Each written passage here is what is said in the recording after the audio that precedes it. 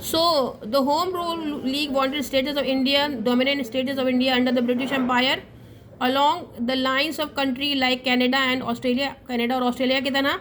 This movement was carried out through two Home Rule Leagues.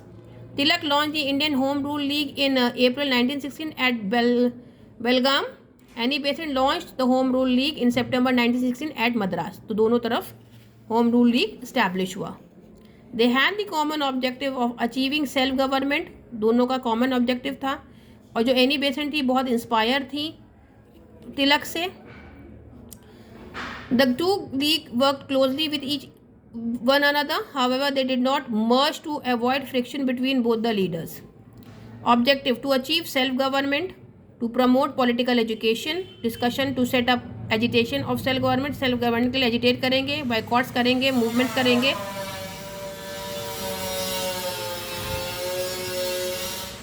To build confidence among Indians to speak against government suppression, लोगों में confidence पैदा करेंगे. To demand larger political representation for Indians from the British government, बड़ी representation हो Indians की British government के खिलाफ. To revive political activity in India, जो political activities हैं उनको revive किया जाए, renovate किया जाए. The principle of Congress Party को सही जो principles हैं Congress Party के उनको आगे बढ़ाया जाए. The Home Rule League functioned throughout the year as against the Congress Party, whose activities were confined to once a year. उनकी जो एक्टिविटीज़ थी कांग्रेस में एक बार साल में एक बार मीटिंग, साल में एक बार ही काम होता था. तो उसके अपोज करते हुए इन लोगों ने जो काम किए वो फ्रीक्वेंट वाले थे. The movement received huge support from lot of educated Indians. बहुत सारे एजुकेटेड इंडियंस को सपोर्ट किया. इन 1917 the two league combined had around 40,000 members. दोनों 1917 तक आते आते दोनों लीग्स के जो कंबाइंड मेंबर्स थे वो 40,000 हो गए थे. Many member of the Congress and the Muslim league join the league. Many बहुत सारे INC के, इंडियन नेशनल कांग्रेस के और मुस्लिम लीग के लोगों ने उसको ज्वाइन किया.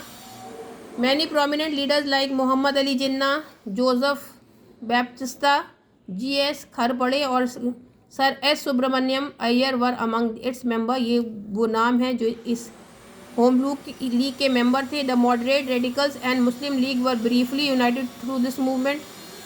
जो मॉडरेट्स थे, जो रेडिकल्स थे, यानी जो एक्सट्रीमिस्ट थे, जो मॉडरेट्स थे लीडर्स और मुस्लिम लीग के लीडर्स, सब इस लीग की वजह से एक साथ थे. The movement spread to other region in the country. वो और रीजन्स में भी फैला.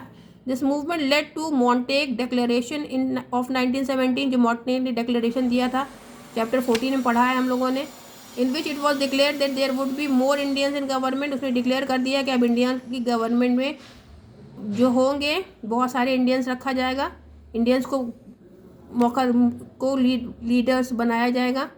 Self government institution of India. This declaration also known as August declaration. इसको मॉन्टेग डिक्लेरेशन को ऑगस्ट डिक्लेरेशन भी बोला जाता है.